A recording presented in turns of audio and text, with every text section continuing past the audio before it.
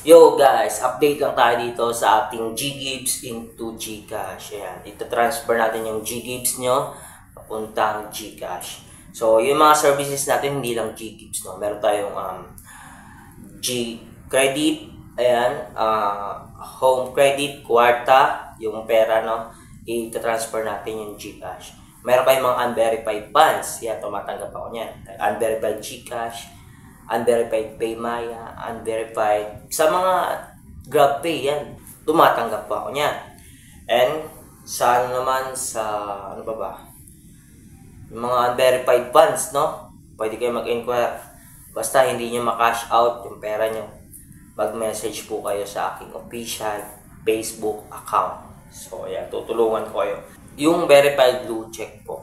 Ayan, mag-message po kayo dyan. Papakita ko po dito sa screen. Yan, meron pa, load to Gcash. Yan. Nag-trade po ako niyan. Kung meron Smart, TNT, D2. Sa Globe Network, TM, wala na po siya. Tinanggal na po siya noong 2022. So, yan lang po yung mga available network. Smart, TNT, Sun, D2 Network. So, yan lamang po.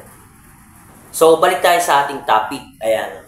Paano nga ba mag-convert ng Ggibbs into Gcash? Ita-transfer natin siya into real cash. Step by step kung paano, ituturo ko na dito.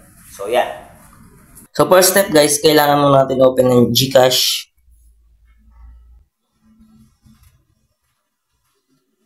Login lang tayo.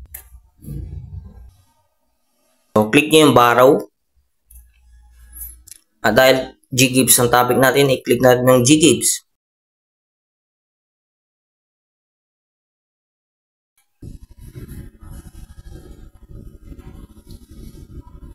Ayan, ang sabi dito, your account is not yet qualified for the current Ggibbs offers. So, means hindi pa siya available or hindi pa ako available para dito. So, kung makikita nyo, kung meron na kayong offer dito, i-activate nyo siya.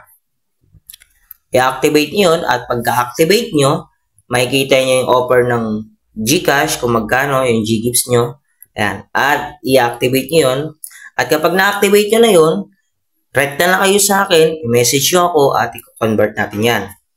So, paano nga ba ma-qualified dito sa Ggibbs? So, ayan, may requirements po ang Ggibbs kung paano mag-qualify dito. So, ayan po ang mga requirements niya. 21 to 65 years old. Ayan. Siyempre, Filipino citizen. Tsaka fully verified Gcash user. Ayan. Gamitin ang Gcash services nila. Using Gcash services. Ayan. How to be qualified for Ggibbs. Ayan. On the Gcash homepage, tap borrow Ggibbs. If you are qualified, you'll see the credit limit available to you. So, ginawa na po natin ito kanina. But if you're not qualified, you'll see some tips on how to unlock Ggibbs. So, paano nga ba i-unlock ang Ggibbs? To unlock Ggibbs, keep using Gcash features like pay bills, buy load, cash in, send money, G-Insure, and GNBest. Gcash checks your eligibility every week. So, you could qualify for Ggibbs as soon as the week. So, once you have become qualified for Ggibbs, you will receive an SMS from Gcash. So, ayan po yung requirements kung paano ma-unlock yung Ggibbs offer. So, ayan, ganun lang paano malaman kung meron ang Ggibbs offer. At kapag may Ggibbs offer ka na-unlock mo na, i-message mo lang ako sa aking official Facebook account with verified blue check. So, ilalagay ko po dito. Ayan. So, meron pa po akong ibang contact social media platforms na pwede nyo akong i-message kung sakaling hindi available yung nabanggit. Ayan. So, meron tayong Facebook page. So, ilalagay ko dyan sa YouTube description box or sa pin comment section. Ayan. Meron tayong Telegram, WhatsApp. So, ayan. Mag-message po kayo doon. Make sure na i-click nyo lang po yung link na binigay ko at wag na po kayo mag-search. Ayan. Para hindi po kayo maloko. Yung contact number ko rin, ilalagay ko rin dyan. Pwede kayo mag-text or tumawag sa akin. Ayan. Yan, tanong, magkano nga ba ang ating conversion rates kapag magpapatrade kayo? So, conversion rates po natin ay 20%. Pwede rin kayo makiusap sa akin at pwede pa po nating babaan yan ng 15 to 14%. Yan lamang po ang ating latest conversion rates natin ngayong araw. So, may mga nagpa-trade na nga ba sa akin? So, marami na po. Ipapakita ko po yan dito. Yung mga feedback nila sa screen. So, yan lang guys ha. Panoorin nyo. Go. Yo guys, ipapakita ko yung mga proofs na nagpa-trade na sa akin sa GGibbs. So, ito. Tingnan nyo. Let's go.